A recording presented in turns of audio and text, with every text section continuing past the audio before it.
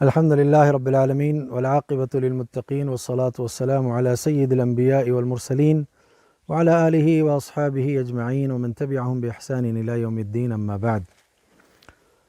قال اللہ تبارک وتعالی فی کلامہ المجید وَلِتُكَبِّرُوا اللَّهَ وَلِتُكْمِلُوا الْعِدَّةَ وَلِتُكَبِّرُوا اللَّهَ عَلَى مَا هَدَاكُمْ وَلَعَلَّكُمْ تَشْكُرُونَ.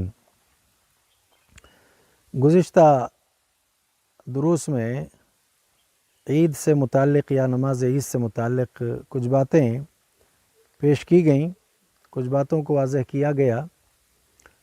ان میں سے دو چند باتوں کا تذکرہ رہ گیا تھا.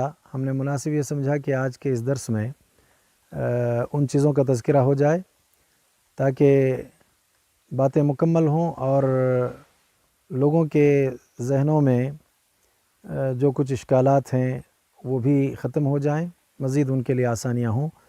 ویسے بھی عبدالشہید صاحب کا ہمیں ابھی کچھ دیر پہلے فون بھی آیا، اس میں انہوں نے مسئلہ بھی پوچھا کہ اگر کسی گھر میں عالم دین موجود ہو تو کیا وہ نماز کے بعد گھر والوں کو جمع کر کے درس دے سکتا ہے، یعنی خطبہ دے سکتا ہے یا نہیں دے سکتا ہے، جبکہ آپ نے عید کی نماز کے حوالے سے خطبے کے بغیر نماز کی وضاحت کی ہے.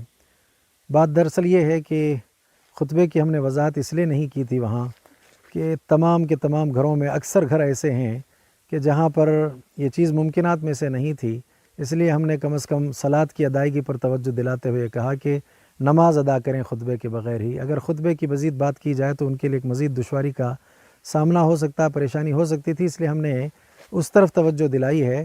حقیقت یہ ہے کہ مثل کے الفاظ میں خطبہ بھی شامل ہے. اگر کسی گھر میں عالم دین موجود ہے، کوئی اگر وہاں دیندار ہے، وہ نماز پڑھا کر کے خطبہ دینا چاہے، الحمدللہ بہت اچھی بات ہے. بعین ہی نماز عید جیسی نماز ادا کی جائے گی اور نماز عید کے بعد خطبہ بھی دیا جائے گا. قرآن مجید میں اللہ رب العالمین نے اس بات کی وضاحت کی جہاں صیام کے احکام بیان کیے. وَلِتُكْمِلُوا الْعِدَّةَ وَلِتُكَبِّرُوا اللَّهَ عَلَى مَا هَدَاكُمْ وَلَعَلَّكُمْ تَشْكُرُونَ. تو یہ دوسرا مسئلہ ہے. پہلا مسئلہ تو یہ ہے کہ ہر گھر میں اگر یہ ممکن نہیں ہے کہ نماز کے بعد خطبہ کوئی دے سکے تو کوئی اس میں حرج نہیں، خطبہ کے بغیر نماز ادا کر لیں.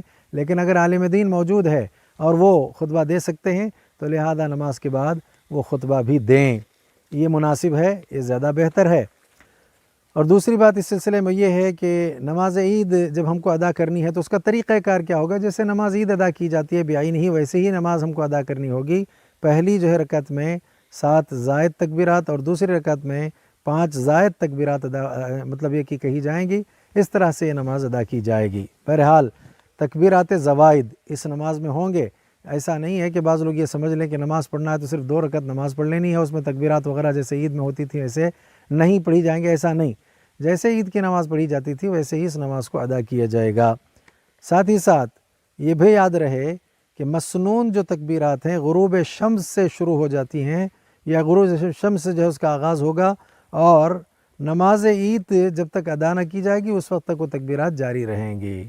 ظاہر بات ہے اب خطیب کے آنے تک کا مسئلہ تو ویسے ہے، روایتوں میں خطیب نظر آ گیا، خطیب آ گیا تو اس وقت تک تکبیرات کہتے رہنا ہے. اب وہ صورت یہاں ممکن نہیں ہے، تو گھر میں آپ کیا کریں، عید کا چاند آپ کو نظر آ جائے، عید کے چاند کے نظر آنے کے بعد تکبیرات بلند کریں. کب تک آپ کو جو ہے تکبیرات بلند کرنا ہے؟ جب تک کہ نماز کے لیے آپ قیام نہ کریں، نماز کے لیے آپ کھڑے نہ ہو جائیں، نماز کے لیے آپ تیاری مطلب نماز جب تک آپ ادا نہ کر لیں اس وقت تک آپ کو تکبیرات یہ کہنا ہے.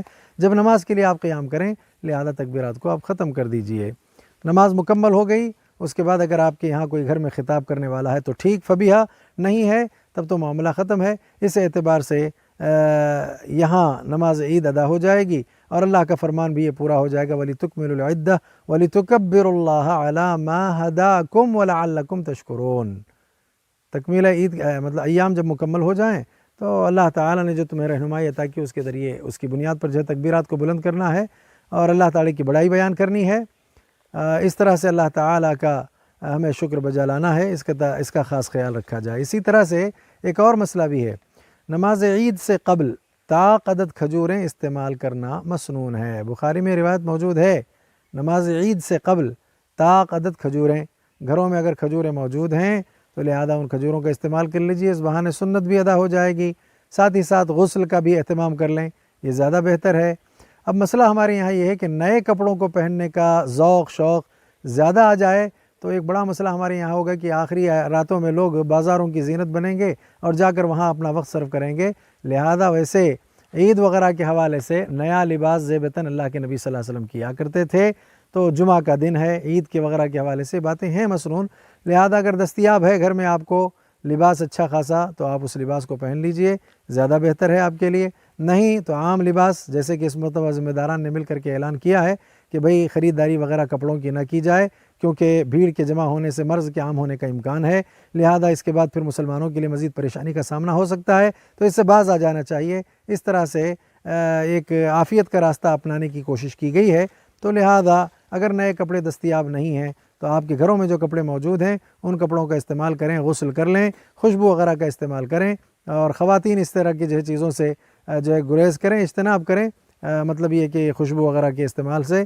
اور اس کے بعد مزید یہ ہے کہ عید کا دن ہوتا ہے، اس حوالے سے فونوں پر گفتگو ہوتی رہتی ہے، اس کے علاوہ ملاقاتیں ہوتی ہیں یا گھروں میں جو موجود ہیں ان تماموں کے حوالے سے یہ بھی ایک چیز اسلاف سے ثابت ہے کہ تقبل اللہ منا ومنکم کے کلمات بھی آپ ایک دوسرے کو مبارکبادی پیش کرتے ہوئے کہہ سکتے ہیں. ایسا کہنا بھی صحیح اور درست ہے.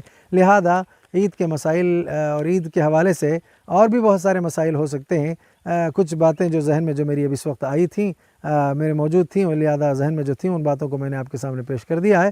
میں سمجھتا ہوں کہ ان باتوں کے بعد اور سابقہ جو عید کے حوالے سے، نماز عید کے حوالے سے تفصیل آئی ہے، اس کو جوڑ لینے کے بعد میرا خیال ہے کہ کوئی اور پریشانی اب نہیں رہے گی. آسانیاں انشاءاللہ ہوں گی. اللہ تعالیٰ مزید ہمارے لیے خیر کے فیصلے فرمائے، آسانیاں پیدا کرے. اللہ تعالیٰ ہم سب کے ضروریات کو پورا فرمائے، ہر آفت، ہر بلا، ہر مصیبت، ہر پریشانی سے ہمیشہ کے لیے ہماری حفاظت فرمائے.